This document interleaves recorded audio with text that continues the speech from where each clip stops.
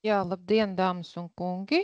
Stāstīšu šodien par dzīvojamām mājām, kā vides, tajā skaitā vides objektiem. Tātad Rīgas valstspilsētas pašvaldībā atbilstoši likumā noteiktajam deleģējumam izdod saistošus noteikumus, kuros tā nosaka prasības ēkām un būvēm, tostarp dzīvojamām mājām, kas attiektos uz šo būvju ārējo izskatu. Protams, kad ārējā izskata prasības nesaraujami ir saistītas arī ar šo būvju tehnisko stāvokli un liecina par to, cik kvalitatīvi konkrētā būve tiek uzturēta un apsaimniekota. Šeit es jums tikai informācijai konspektīvi parādu pēdējie saistošie noteikumi, kas šogad ir apstiprināti.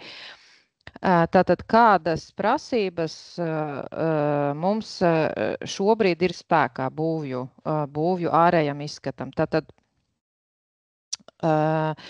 jā, lai dzīvojamā māja tiktu atzīta par vides prasībām atbilstošai, pilsētvides kvalitātes prasības atbilstošām, tad šīm dzīvojamām mājām ārējā izskatā tām mājas daļām, kas ir redzamas no publiskās ārtelpas, nedrīkst būt šādi trūkumi. Un mazliet arī no mūsu šī brīža jau klientu piemēriem es arī parādīšu, kā varētu izskatīties šie trūkumi, kuriem mēs pievēršam uzmanību. Ja, tātad šeit mēs redzam dažādu ārējo konstrukciju neapmierinošu no vizuālā viedokļa stāvokli, bet ja mēs pievērsīsim tam lielāku uzmanību, tad mēs sapratīsim, ka arī tehniski šo konstrukciju stāvoklis ir neapmierinošs. Jā, tad mēs skatāmies gan uz jumtiem, gan uz fasādēm, gan uz dažāda veida iestatījumiem, piemēram, lietus ūdens novadīšanas sistēma, kurai ir jābūt pilnībā izveidotai, tai nedrīkst būt iekšā, nu, teiksim, netīrumi, tur nevar augt kaut kādi koki, redziet, šeit kaut kāds koks aug, ja? Runājot par fasādēm, tātad, nu, par plaisām tas ir pats par sevi saprotams, kad īpašniekiem par to ir jāsāk domāt, bet arī fasādes apmetums, piemēram, tur, kur mums ir koks, tad arī koka apmetuma vai koka konstrukcija tehniskais stāvoklis. Šeit jūs redzat arī rūsa, ja, tad rūsa arī nav vēlams stāsts. Ja šeit jūs redzat kaut kādi izdrupumi, ja viss, kas no jūsu ēku sienām izkrīt un krīt, ja tas nav tikai nesmaku, bet tas arī apdraud cilvēkus, kuri iet garām. Tātad tālāk logi. Jā, logu stiklojums, logu konstrukcijas, tātad fasādē, lai viņa vizuāli izskatītos atbilstoši, visiem logiem jābūt nostiklotiem. Nevar būt tā, ka kaut kāds viens nostiklots, cits ir ar kaut kādu finieri aizsists. Jā, nākamais ir zaļais siets, jā, un dekoratīvo elementu stāvoklis. Tas, protams, ļoti lielā mērā attiecās uz vēsturiskām ēkām, bet mums arī ir bijuši gadījumi, kur arī parastām dzīvojamām mājām šī ir nopietna problēma, tur, kur apmetums ir. Nu, un šeit jūs redzat, ka mēs runājam ne tikai par apmetumu, bet arī par apdares materiāliem, ja, kas citiem apdares materiāliem, kuri, piemēram, krāsa nolūp, un tā tālāk. Tātad visas šīs pazīmes, kas fotogrāfijās ir redzamas, liecina par dzīvojamās mājas neatbilstību pilsētvides kvalitātes prasībām tieši no vizuālā un estētiskā viedokļa. Šeit es gribētu, man prezentācijā šī informācija nav, bet es gribētu vēlreiz uzsvērt, tā kā es to daru visur citur, kur man ir iespēja runāt par mūsu atbalsta programmām, ka to, ko mēs saistošajos noteikumos lasām kā vizuālu neatbilstību pilsētvides kvalitātes prasībām, dzīvojamo māju pārvaldīšanas normatīvajā regulējumā, tas tiek kvalificēts kā neatbilstoša dzīvojamās mājas pārvaldīšana. Tad likums par dzīvojamo māju pārvaldīšanu par pamatmērķi izvirza dzīvojamās mājas saglabāšanu ilgtermiņā. Un dzīvokļu īpašuma likumā ir noteikts, ka īpašnieki ir tās personas, kuras ir atbildīgas par šīta mērķa sasniegšanu dzīvojamā māju pārvaldīšanas likumā. Tas nav pārvaldnieks, kam tas ir jānodrošina, tie ir īpašnieki. Un galvenie divi pasākumi, ko īpašnieki šī ietveros veids, tas ir finansējuma nodrošināšana un piedalīšanās lēmumu pieņemšanā par savas dzīvojamās mājas pārvaldīšanu, apsaimniekošanu.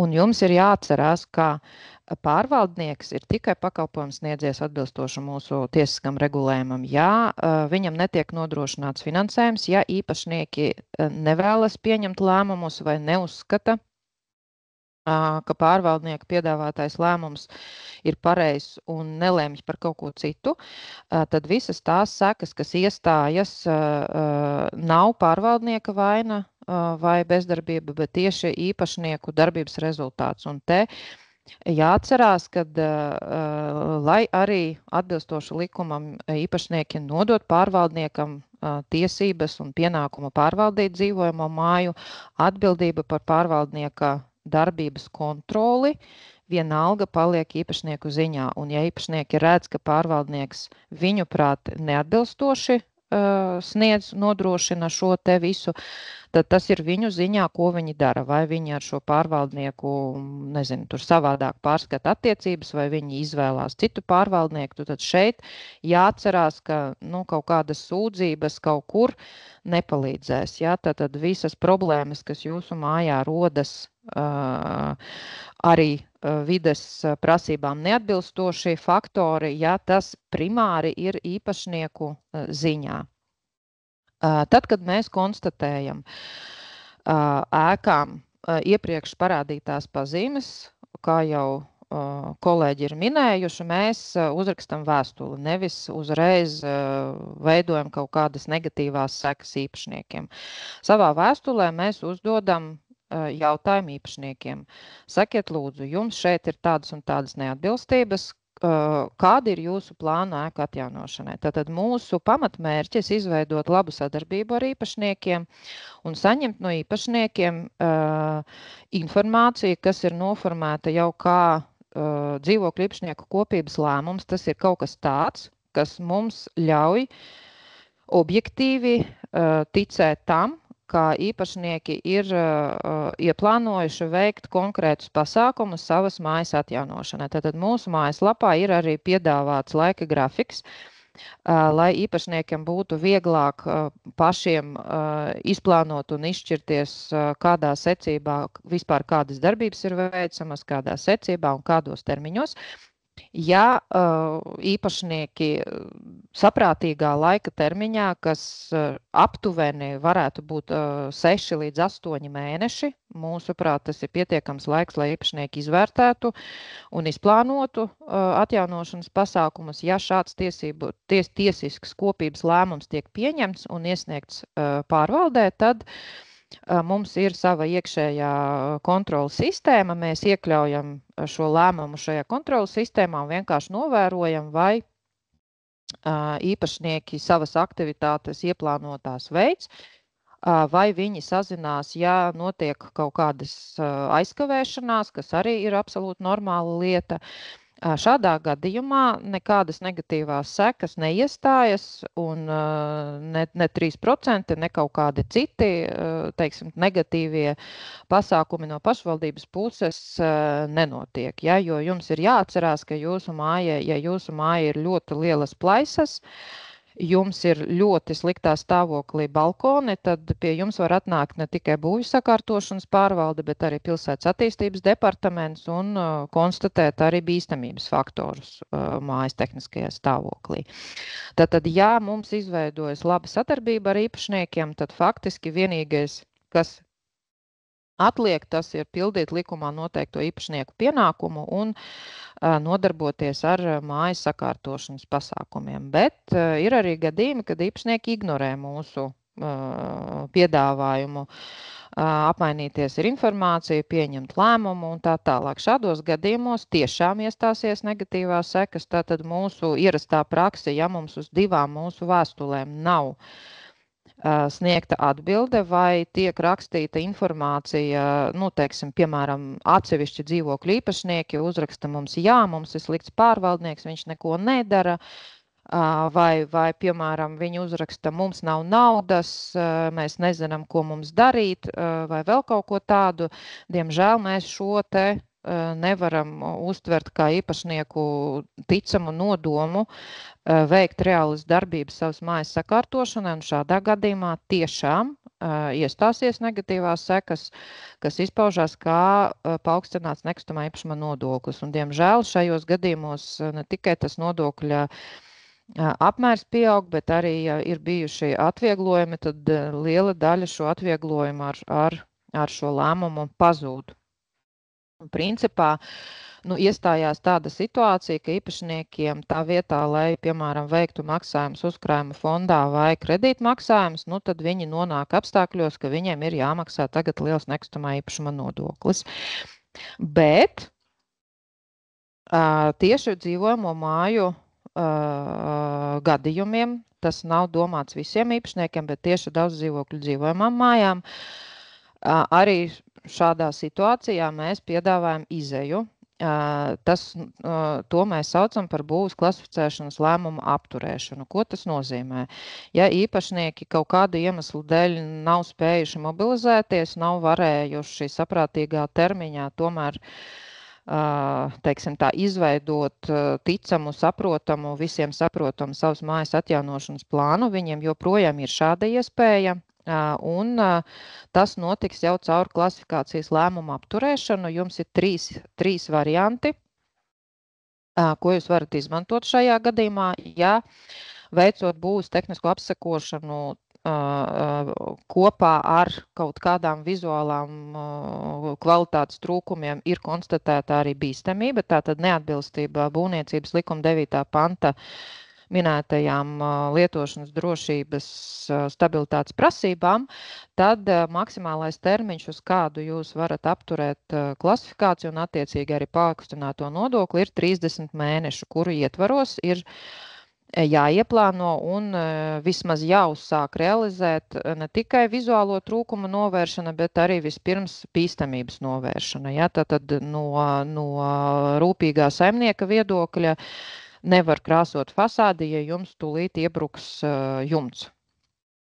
Ja uz to brīdi, kad tiek prasīta apturēšana īpašniekiem, tehniskā dokumentācija trūkumu novēršanai nav izstrādāta, bet viņa ir nepieciešama, piemēram, apliecinājuma karte jumta atjaunošanai vai fasāžu atjaunošanai, tad termiņš, uz kādu var lūgt apturēt lēmumu darbību, ir 18 mēnešu, kuros tad īpašnieki veic projekta izstrādi un veic arī sakārtošanas darbus fiziski. Un attiecīgi īpašniekiem ir bijis projekts, un man ir jāsaka, ka ļoti bieži tāda situācija gadās, ka īpašniekiem ir projekts, un viņš ir gadu, 2, 3 stāv, un īpašnieki neko nedara ar šo projektu.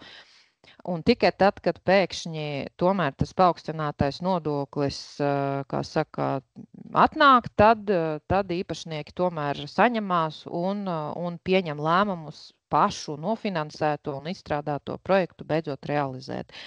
Un ja šāds projekts ir, tad 12 mēneši ir tas termiņš, kurā īpašniekiem ir iespēja apturēt nodokli un attiecīgi jau savu projektu dabā realizēt. Šeit es uzreiz gribētu uzsvērt, ka tad, kad jūs lemjat jau par sakārtošanas darbiem, lēmumu apturēšanai, jums jāatcerās, ka jūsu plānā jābūt iekļautiem visiem pasākumiem, uz kuriem jums ir norādīts klasifikācijas lēmumā. Tas nozīmē, ka, piemēram, jums pateic, jums ir sliktā stāvoklī balkons un jums tur piemēram, ir nesakārtota lietas ūdens novadīšanas sistēma, tad nevar ar vienu balkonu vai ar vienu lietas ūdens novadīšanas sistēmu, kā saka, visu to lietu pabeigt. Tad ir jāizdara viss, par ko bija saruna. Un attiecīgi šādos gadījumos, tad, kad šāds lēmums tiek pieņemts, jums tiek pārrēķināts nekustamā īpašuma nodoklis atpakaļ uz parasto likmi, bet, ja teiksim tā, Neskatoties uz visu to, īpašnieki neizpilda savu solījumu, ir jārēķinās ar to, kad paaugstinātā likme atgriezīsies un viņā arī atgriezīsies atpakaļgaitā. Tas nozīmē, ka tas paaugstinātais nodoklis tiks aprēķināts sākot ar to dienu, kurā lēmuma apturēšana ir notikusi. Ja? Līdz ar to, lemjot jau šādos gadījumos ar, teiksim tā, kaut kādām kavēšanām, ar kaut kādiem tādiem lielu atlikšanu uz priekšu jau vairs nevar rēķināties, ja? Jo šeit jau tā situācija ir nopietnāka. Bet no mūsu šī brīža prakses mēs redzam, ka īpašnieki ļoti labi tiek galā ar visu šo, un tāpēc mums pašiem šobrīd jau ir izveidojies, teiksim tā, zināms priekšstats par to, par īpašnieku spējām sadarboties, un tas ir ļoti pozitīvs priekšstats. Mēs redzam, ka īpašnieki ļoti labi to var izdarīt, un tas viss izdodas veiksmīgi un izdodas pat ļoti ātri, es teiktu. Jautājums droši vien tieši ir par saņemšanos, par uzdrošināšanos un par tādu tā kā gribu droši vien mazāk par kaut kādām citām tādām emocionālām vai citām problēmām. Tā kā šeit es gribu iedrošināt, mēģināt turēties pie tā pirmā varianta, tur, kur jums piedāvā iesniegt savu plānu bez klasifikācijas. Ja? Tur mūsu sadarbība var noritēt mazāk stresainā kārtībā un diezgan veiksmīgi var tikt uz priekšu un ar visu sakārtot. Un tad pēdējais, kas mums paliek, ja, teiksim, īpašnieki nokļuvuši jau tajā negatīvajā plāksnē, kaut kādu iemeslu dēļ nav lūguši lēmumu apturēšanu, tādas situācijas mums arī ir, tad šeit mums ir arī diezgan skaidri definēti nosacījumi, pie kuriem īpašnieki jau var lūgt nevis apturēt, bet atcelt klasifikāciju, un tad jau uz visiem laikiem nekustamā īpašuma nodoklis atgriežas savā ierastajā likmē. Tātad, ja jums ir projekts, kurā ir iekļauti visi pasākumi, kas ir lēmumā kā trūkumi norādīti, jums ir atrasts būvnieks, viņš ir reģistrēts Pilsētas attīstības departamentā būvdarbu uzsākšanai. Jums jau ir atrasts būvnieks, kurš ir atnācis uz būvobjektu, iekārtojis būvlaukumu. Tas nozīmē, tur jau ir žoks, tur stāv kaut kādi tur viņa instrumenti, tur stāv būvtāfelē, kurā ir uzrakstīts, ka šis projekts jau ir iesākts. Un mums nav nekādu, teiksim tā, nekādas objektīvās informācijas par to, kad ir kaut kādi šķēršļi, piemēram, tur būvvaldes lēmums par būvdarbu apturēšanu, par kaut kādiem pārkāpumiem vai vēl kaut ko. Vai arī no īpašnieka puses nav tāds lēmums iesniegts būvvaldē, tad komisija šādos gadījumos jau pēc īpašnieku lūguma var lemt atcelt būves klasifikācijas lēmumu. Ja? Tā kā principā, ja jums šie sakārtošanas pasākumi nav ļoti lieli, māja nav ļoti tālu ielaista, tā, ka varbūt tur jādala kaut kādās kārtās, jāveic darbi pa daļām, tad arī šāda situācija ir iespējama, ja, kad tiklīdz ir uzsākta būvniecība, var jau visu šo stāstu noslēgt un turpināt būvēt jau savā ierastā termiņā. Bet jums ir jāatcerās, ka, ja mēs tomēr ieraugam, ka rezultātā tomēr tā būvniecība nav pabeigta vai nav pabeigta līdz galam, tad 3% stāstu var atgriezties atpakaļ. Ja? Tā kā tomēr ir jātiek līdz finišam. Un tagad labās ziņas, ko mēs piedāvājam īpašniekiem, izņemot apturēšanu mājokļa atjaunošanai. Tātad šogad gribu pievērst uzmanību, šogad mums ir stājušies spēkā jauni saistošie noteikumi, kuri ir izstrādāti tikai un vienīgi dzīvojamām mājām. 3 un vairāk dzīvokļu mājas ir tās, kas mums ir galvenie klienti, ja mēs runājam par daudz dzīvokļu dzīvojamām mājām. Un tad visi pakalpojumi, ko mēs dzīvojamām mājām piedāvājam, šobrīd ir iekļauti vienos saistošos noteikumos. Neatkarīgi no tā, vai šī māja ir vēsturiska vai nevēsturiska, tam vairs nebūs nozīmes. Un, tas arī būs vienkāršāk arī no administrēšanas viedokļa. Tātad mums ir 3 pamat pakalpojumi, ko mēs piedāvājam tieši māju atjaunošana. Tātad bīstamības novēršana, energoefektivitāte un fasāžu jumta atjaunošana. Tātad, protams, ka pirmais pasākums, par ko īpašnieki lemj, ja vispār bīstamība ir šis.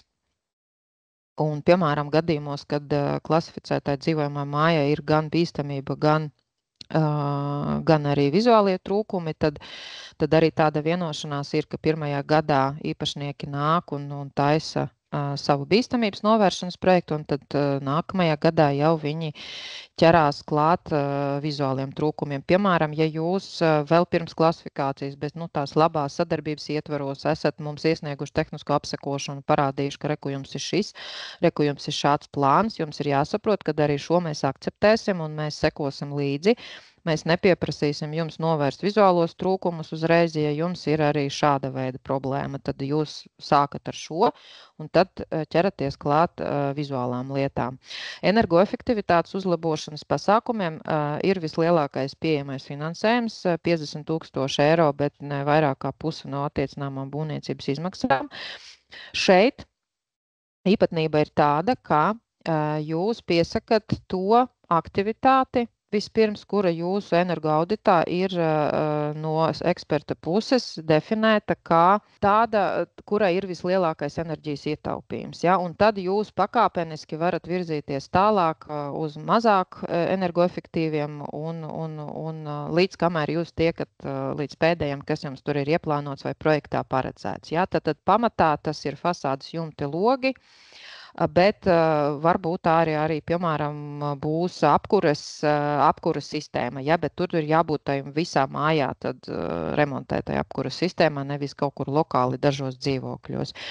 Tātad atšķirībā no Altuma mums nav prasības pirmkārt rādīt kaut kādu konkrētu ietaupījuma procentu, par cik mums projekts netiek veikts kā viens vesels atjaunošanas projekts līdz pašam galam.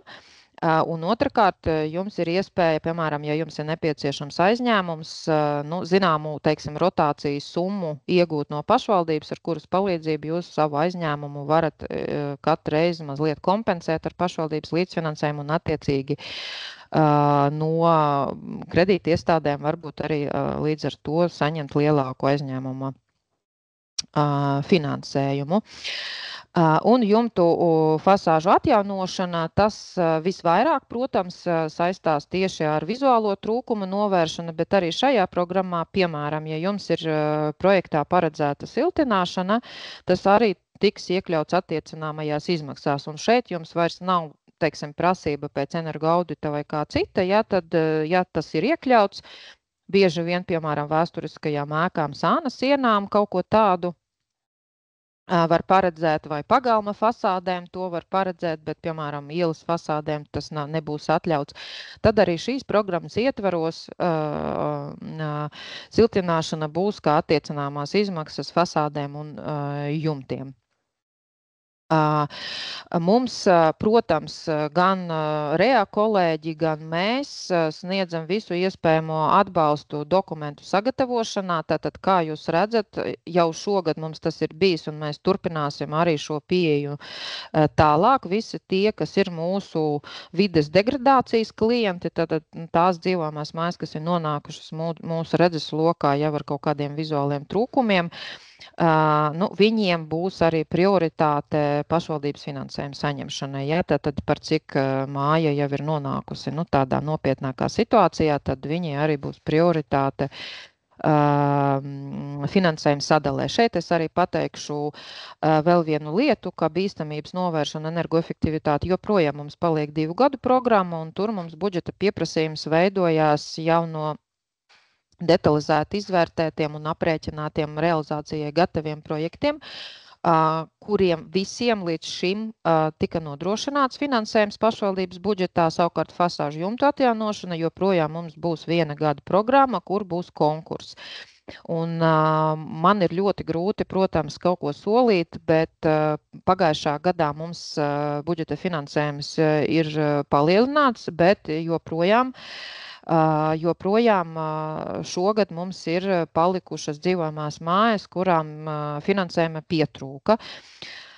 Mēs ar šo te jauno regulējumu, ko esam paredzējuši, vēlamies vēl paplašināt tieši dzīvojamo māju iespēju piekļūt finansējumam, tur mazliet pārdalot starp vēsturisko un dzīvojamo māju programmām finansējuma sadalīšanas principus.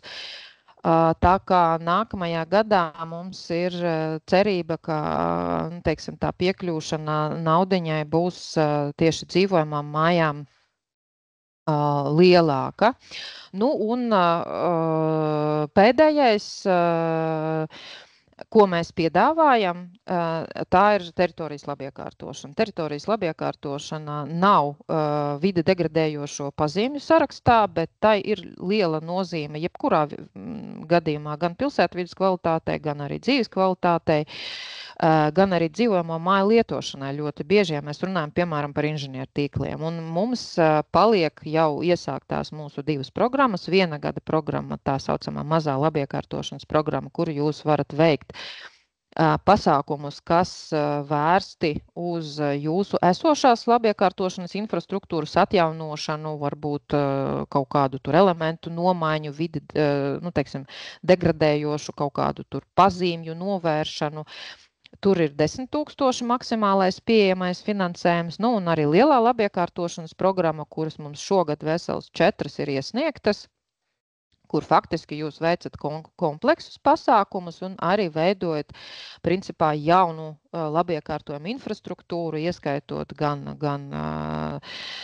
kaut kādus gājēju, piebraucamos ceļus, veloceliņus, novietnes, inženiertīkli, atkritumu savākšanas vai dalītās savākšanas vietu izveidošanas, nu un arī, teiksim, dažāda veida apstādījumi un viss kaut kas, ko labiekārtošanas projektā parasti paredz. Un te mums ir maksimālā summa 30 000, bet, piemēram, ja jums ir pagalmiņš, kurā ir 3 dzīvojamās mājas, un viņas visas ir vienojušās, ka viņas kopīgi šo pagalmiņu izveidos par tādu vienotu labiekārtojumu infrastruktūru, tad šie 30 000 noteiktā algoritmā, kas saistošajos noteikumos mums ir paredzēts, tiks attiecināt uz katru dzīvojamo māju. Ja? Tad tur faktiski būs 30 reizes dzīvojamo māju skaits, kuras ir iesaistījušas savas kopīgās teritorijas labiekārtošanā. Tas pats arī ir mazai labiekārtošanas programmā, bet tur varbūt netik daudz būs ko izvērsties, jo esošā infrastruktūra viņai ir tāda, kāda viņa ir. Tas no manas puses būs viss. Paldies par uzmanību.